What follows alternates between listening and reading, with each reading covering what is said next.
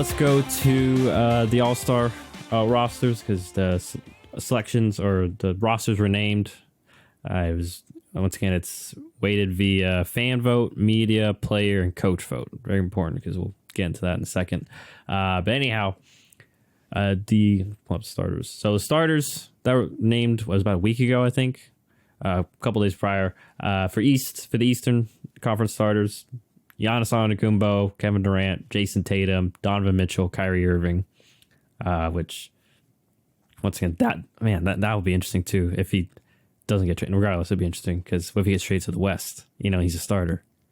Like, anyway, now we go to the Western. LeBron James, Nikola Jokic, Zion Williamson, Steph Curry, Luka Doncic, and the captains are LeBron and Giannis. But anyhow,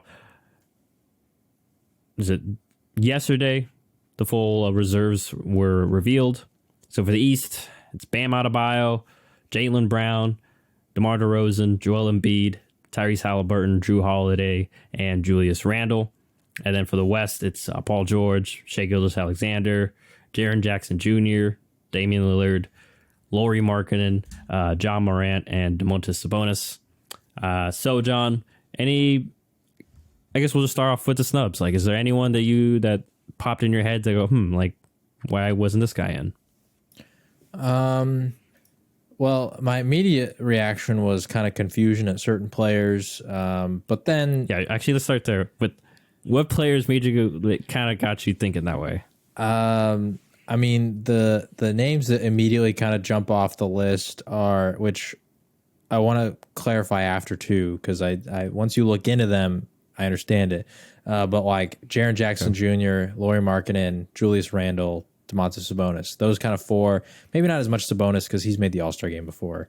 So maybe not as much as him, but those three initially when I saw that, and keep in mind, I do not keep up with the NBA as much as I do the NFL. I was like, really? Those three made it? And that kind of confused me at first. I would say, yeah, Jaren Jackson, and I'm a Jaren Jackson fan. Love his, a bit. Yeah, he was the biggest surprise to me. And then more of a pleasant surprise. Another one I want to throw out as a surprise too. I almost forgot. Drew Holiday too. I don't know if I mentioned him, but yeah, Drew Holiday. Not that Drew's not bad. Drew's a great player, but All-Star game. There's definitely some guys we'll talk about them in a second that are snubs, but I do want to shout my guy Lauri Markkanen for finally getting a shot at Utah and just balling out. But yeah. So let's go. I wanted to clarify too because I did say I wanted to defend myself on some of those. So at least with Jaren Jackson Jr. and Lauri Markkanen, when I initially was like, really? And then I look more into it, like, obviously, they have some great stats. Like, I didn't actually know this. Jaren Jackson Jr. right now is the betting favorite to win Defensive Player of the Year. So, and Lauri Markkanen, like you said, he's been balling out too. And also, when you kind of go down the snubs list, it feels like there's way more snubs in the East to where when you get to the West, you're like, Aaron Gordon? But then, like, no, that, it's like, okay, there's not really like actually that many better options right now. So it makes more sense. But like at least Julius Randle, I don't know. I don't feel like the Knicks are having the craziest of years.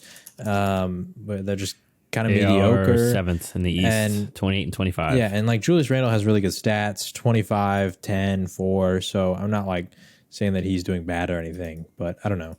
Just I felt like in terms of performance, there was some other players who have similar type of stat lines that got snubbed, even though their teams are performing better. But we'll get into that.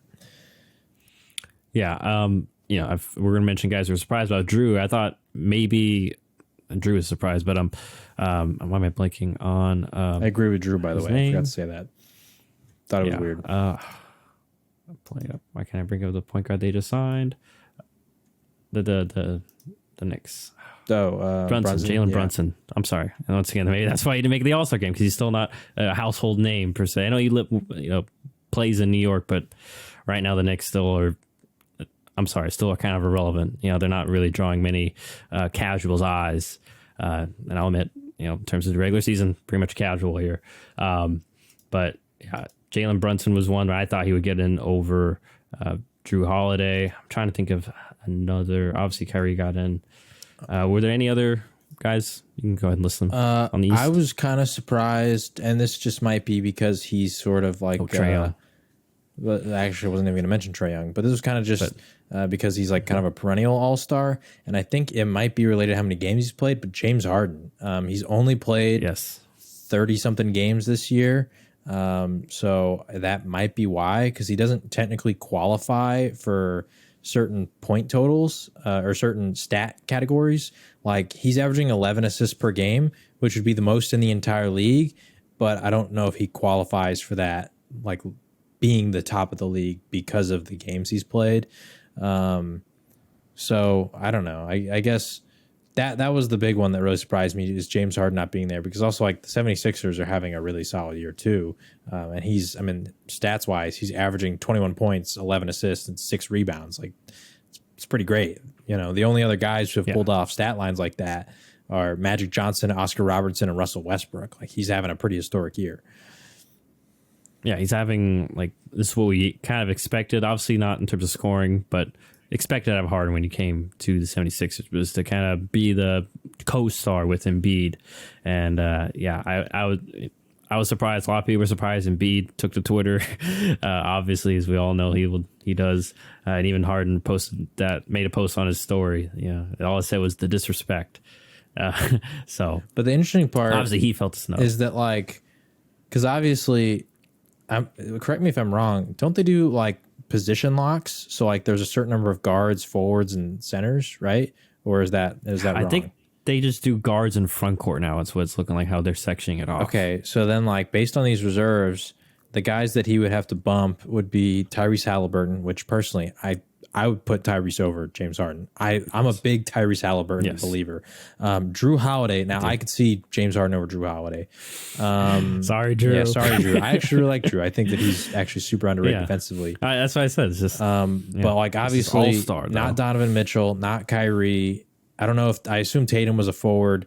I don't know if Jaylen Brown is listed as forward or guard. Not Jaylen Brown though, because Jaylen Brown's having a crazy year. Like I think if Kyrie was traded, I would assume Jaylen Brown would move into the all-star starters. Personally, I could be wrong on that, but that's who I would put. And the same with DeMar DeRozan. Was he listed as a guard or a forward? I'm not sure. Because if DeRozan's a guard, I would 100% put James Harden over DeMar DeRozan. Like DeMar DeRozan's it says guards forward on the NBA site. If he got voted in as a guard, I mean, he's averaging 26 points, which is really good. But he's like at 5 boards, 5 assists. I don't know. I guess once again, it comes down to like, are they penalizing Harden for not playing? Because 21, 6, and 11, I would take that over 26, 5, and 5. But yeah. And like you mentioned, I mean, Harden's team's doing really well. If you want to factor in team success, and DeRozan's, the Bulls are in the bottom area of the standings as of right now. Yeah, and I think that's also why Jimmy Butler probably didn't make it, is the games. Yeah, because I know he's missed a lot of games. He's a little more extreme. He's played less than Harden has, so it makes more sense. And his stats, especially because stat driven sometimes too, his stats definitely aren't better probably than either of those two guys, especially points wise. So, probably why he didn't make it. I'm trying to see. I mentioned I thought surprised Trae Young didn't make it. That's why I thought Trae Young would be in Drew Holiday's spot at least, and then definitely over Jalen Brunson too. But if anything, I was like, okay, probably Trae or Jalen Brunson. But those two. Well, another name, I like DeJounte Murray, which I don't know if you'd put him in over Trae, but another guard in the East, Darius Garland, I thought had a pretty decent shout. He's been playing pretty well. 22 and 8 assists that he's averaging. He's 46% from the field, 40% from 3. I don't know. I thought he could potentially make it. That said, would I put him in over Harden? Would I put him in even over Trae Young? Probably not. Yeah. But just worth a mention. Yeah, definitely worth a mention. As Cavs also had a pretty solid year thus far too. Any other? I can't really think of any others. I can't think of any in the West. That's because Bradley Beal hasn't played. All right, so in the West, I can probably. So Draymond is one that didn't make it. Right, let me double check before I'm wrong and I just read it off. I do have another one. I don't for see the Draymond. East if we want to do that. Well, go ahead. Go ahead. Maybe controversial hot take here, but I thought Kristaps Porzingis had a chance to make it. The Wizards aren't doing crazy. He's had a quietly solid year. Yeah, like the Wizards aren't doing anything crazy, and I don't know how many games he's played total, but he's played 42, so I feel like that's pretty good. But I mean, in terms of averages, he's averaging 22 points per game, which is essentially what his career high was, which is 22.7. He's averaging 8.8 rebounds per game, which is more than he had with the Knicks in any of those years. Didn't he make an All-Star game with the Knicks? I'm correct on that. I think he was a rising star. Like, okay. I don't think he was an actual All-Star, unfortunately. 2.5 assists, which once again is a career high outside of last year with the Wizards. He's averaging a steal a game, career high, 1.6 blocks per game. Not a career high, but pretty decent. It's a little bit below his career average. 47% from the field, which is career high outside of last year, and 35% from three. Like, I don't know. I just feel like, at least for him personally, he's either doing his career average for most of this stuff, or he's doing better than it. And that 22, 8, and 3, I don't know.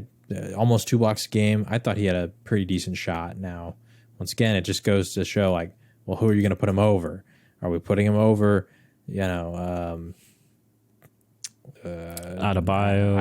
No, probably not. Or I guess if forwards and centers are combined, I don't even know what he would be listed as.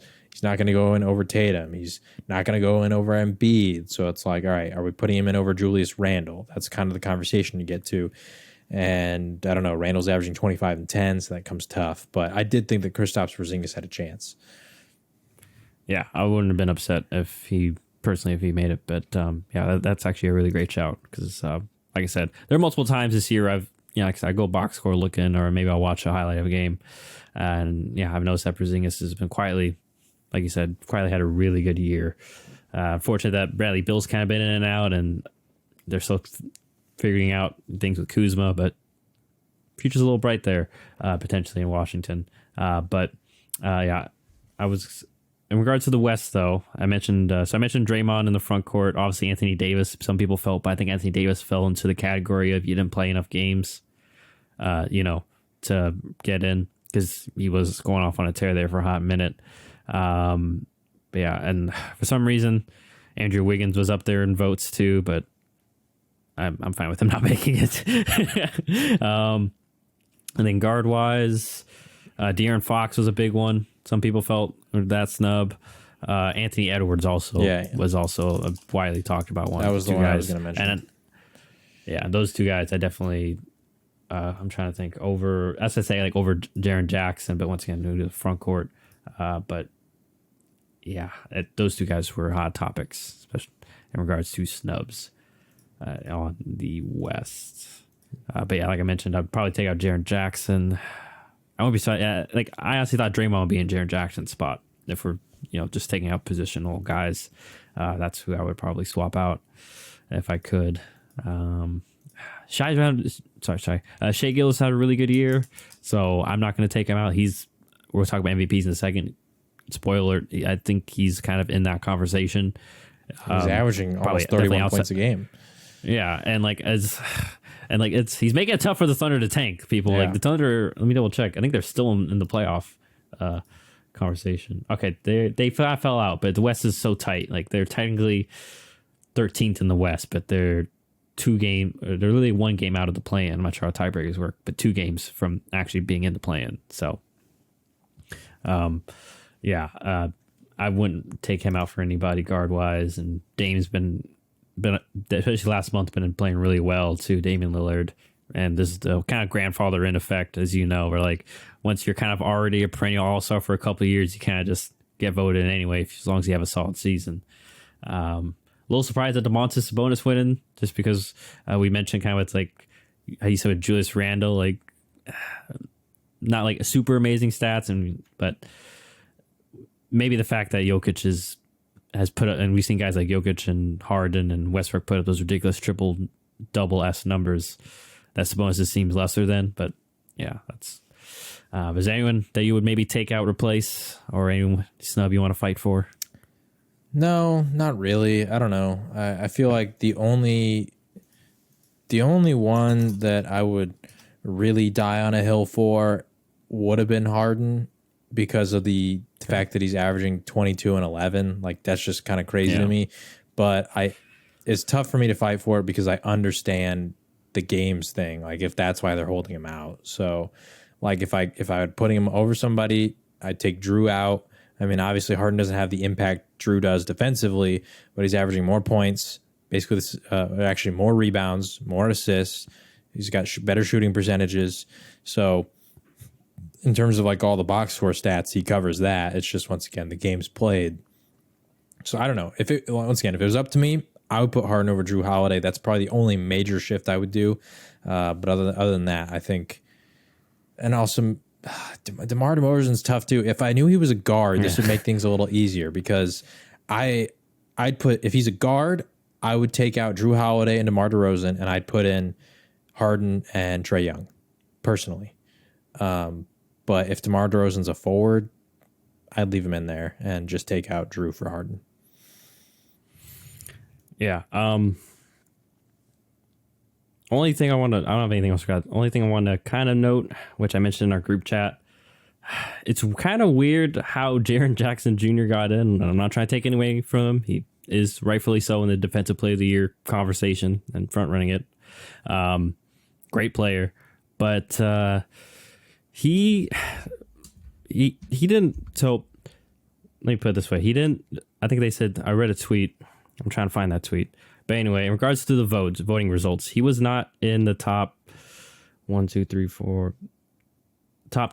in the player ranks or fan ranks or media.